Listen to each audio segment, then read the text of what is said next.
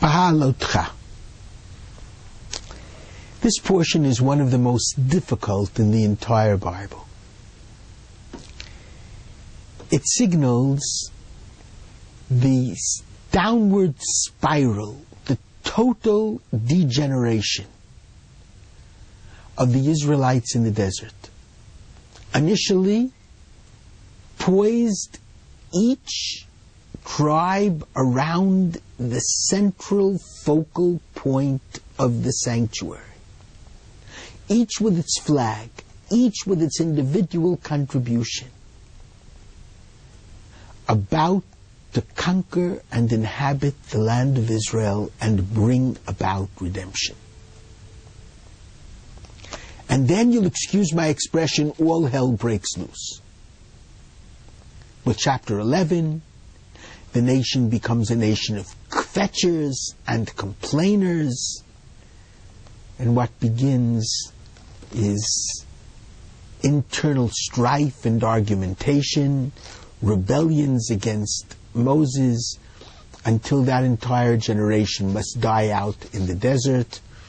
They do not enter the promised land. What happened was, for many reasons that I've outlined in different places, the leadership of Moses for that particular new generation growing up in the desert was not sufficient. They needed more leadership and different leadership. And therefore God provides them with 70 elders, tells Moses to find these 70 elders who will be the rabbis and teachers and inspirers and helpers to him. And Joshua does successfully lead the next generation into Israel. The question is the opening verses of this portion. And the opening verses speaks of the menorah, the candelabrum in the sanctuary. And the question is, what does the menorah have to do with everything we've just spoken about? In the book of Exodus, in the portion of Truma, Tetzaveh, we spoke of the accoutrements of the sanctuary. That's where the story of the menorah belonged. What does the story of the menorah have to do with this particular portion of Behaalotcha? The opening Rashi asks the question. And Rashi says that it's connected to the end of the previous portion, Naso, in which the heads of the tribes each brought their gift offering to the sanctuary. And the children of Aaron, the priest Kohanim, felt left out. How come they weren't included with their gift? And the response to them is a very clear one. God says to them, to Aaron specifically, your contribution is greater than theirs. They brought animal sacrifices, wine libations. Your contribution is very special. You will kindle the menorah, the candelabrum. You will light the fire every morning. This bothers me. What's so great about lighting the fire of the candelabrum?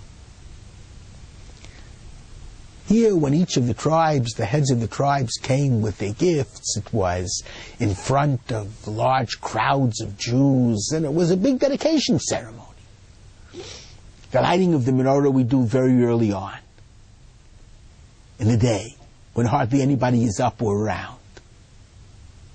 And it's a matter of cleaning away the waste product from yesterday's lights and kindling the new lights. What's the big deal? So I'd like to explain. Because it's a very big deal. Because herein lies the real secret of Jewish leadership, which is precisely what God understood that the Jewish people needed. They needed new leaders. And the real question is, what is the function and task of a real leader? There was once a Hasidic sage who said to his disciples, and this is back in the 19th century, every new invention has a marvelous message to teach. You can learn from everything. What can you learn from a telephone? One of his disciples asked. Well, said the teacher, from a telephone you learn that if you say one thing in one end of the world, it will be heard in the other end of the world. A secret can be kept between two people only if one of them is dead. What can you learn from a telegram? Remember, there used to be such things called telegrams before emails. You learn from a telegram, came the answer of the sage, that every letter costs and therefore ought count. What can you learn from a train? And the Hasidic sage said you learn two things from a train. First of all, you learn that if you come 1 minute late, you can miss the entire journey. And the second thing you learn is that one fiery engine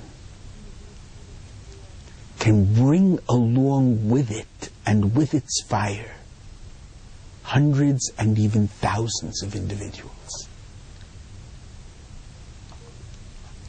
The Kohen priests were the teachers, were the religious leaders. Their job is to spark the candelabrum. Their job is to ignite the souls of the people. Their job is to be that fiery engine with fire in their bellies who teach them the mission of Judaism and what we Jews have to do to perfect the world.